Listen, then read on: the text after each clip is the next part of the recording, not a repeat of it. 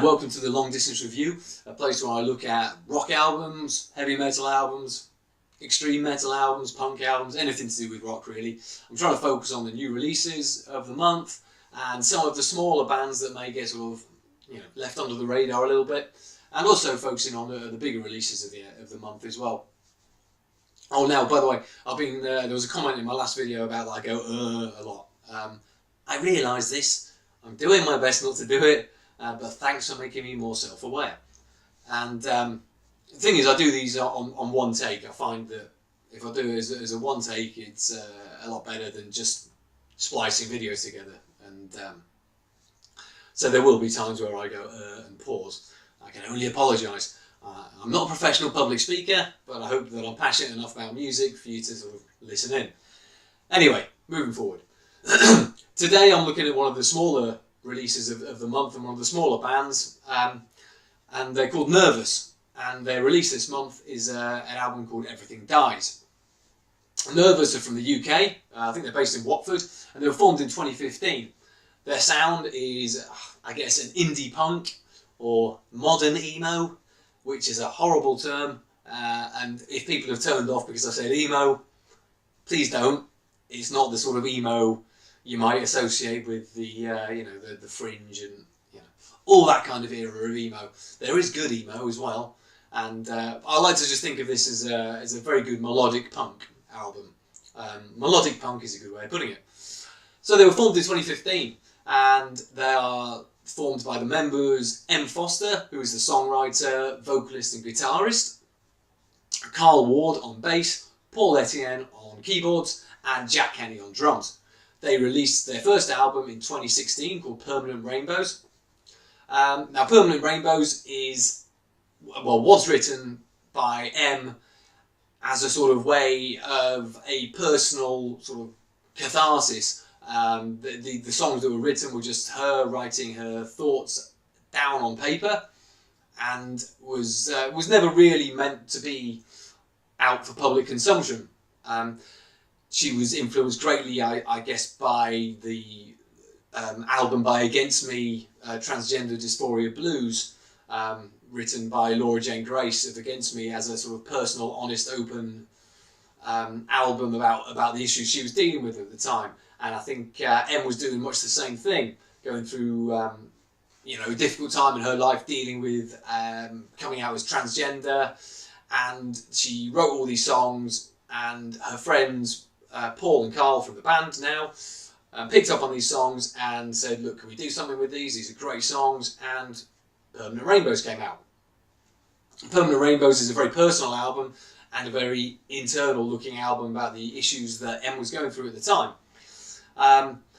It's a good album. I'm not going to focus too much on that album because I do try and sort of focus on the biography of bands sometimes instead of just doing the review.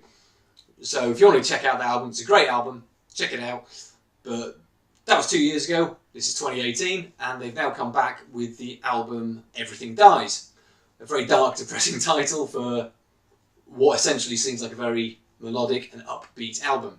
As I said before, it's a punk album, melodic punk album. It opens up with the song Congratulations, which immediately I can hear a lot of Alkaline Trio in Nervus. Alkaline Trio is an exact comparison, really. I think the Good Morning era of Alkaline Trio is essentially what this album relates to in my eyes. M even has a touch of sort of Matt Skiba about her voice. But Congratulations is, if Permanent Rainbows was more of an internal looking album about the issues that M was going through in her life, Congratulations immediately looks to the outside world about society, and it's a song challenging the stereotypes that we put on people when they are born. You're born a boy, you will like this colour and you will dress this way. You're born a girl and you will do this and that. So it's immediately a way of challenging the external forces in M's life. And she's a great lyricist, and that's the best thing about this album for me, is her lyrics are brilliantly well written. In this song, at the chorus she writes, I'm picking at the sutras because you stitched me up, a way of saying she's breaking out of the things that they imposed upon her. And it's a great sort of call to revolt in the album, in the song. Sorry.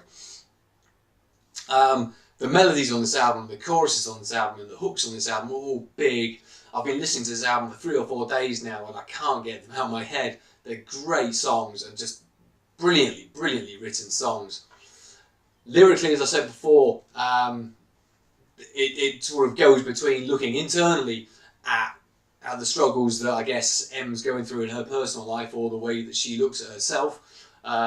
In songs like Sick Sad World, which is a bit more of a folky song actually, which has a bit more of the Frank Turner about it, I guess.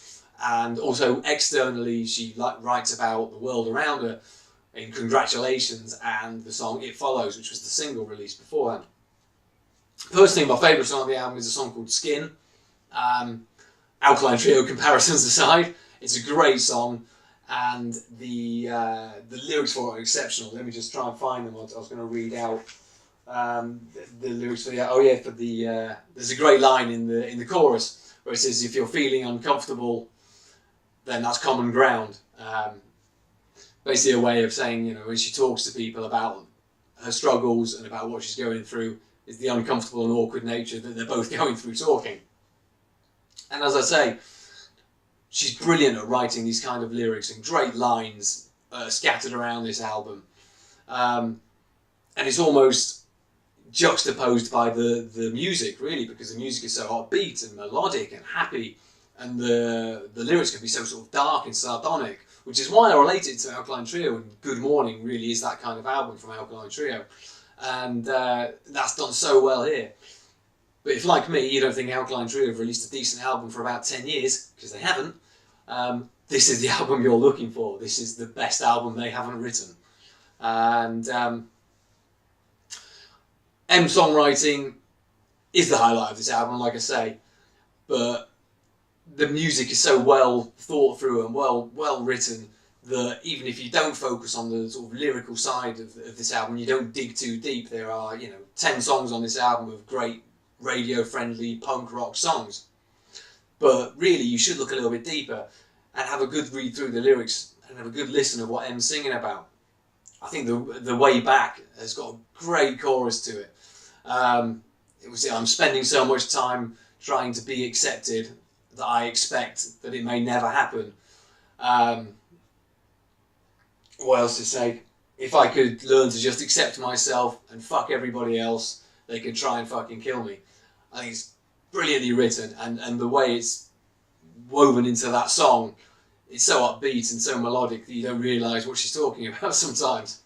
But she doesn't just, it's not an album just focused on the issues that M's going through, I feel. There's a couple of songs on there, Medicine, which is about the NHS, I think, and Falls Apart, the last song, which is a fantastic song as well, which is written more about the climate change and the world around us. But also, M writes in a lot of metaphors that these songs could easily be about her and her struggles or something else. They're out there to interpret for the listener. Personally, I'm not too sure. But I think this album as a whole is an album that is about acceptance. Not just accepting who you are, but not accepting the world around you, and not just, that's the way things are, let's just crack on with that. It's about not, saying, no, things don't have to be like that, let's change something. I think it's about becoming comfortable and accepting who you are, and not being comfortable in the way the world is around you.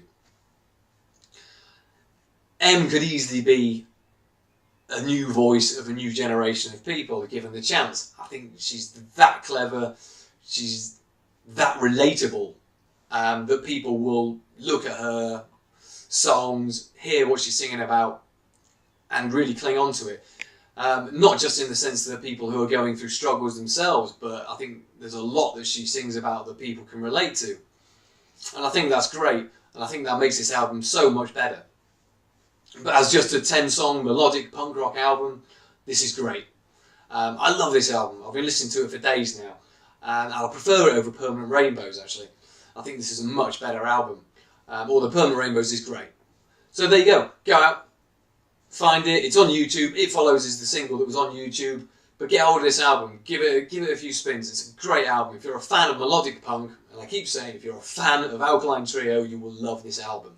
So that's that. Next review I'm going to do, I'm hoping to look at the Paradise Lost reissue, actually, of Host. They've remastered it and reissued it, and I need to look back at that album because it was through a weird period of Paradise Lost's career, actually, and it's a strange one to reissue and look back on, whether it stands up nowadays. I've never really got into it when it came out. I do like Paradise Lost, but that album sort of bypassed me, so I'm going to look back at that and see what that's like. Thanks for watching. Comment, subscribe, all that kind of thing.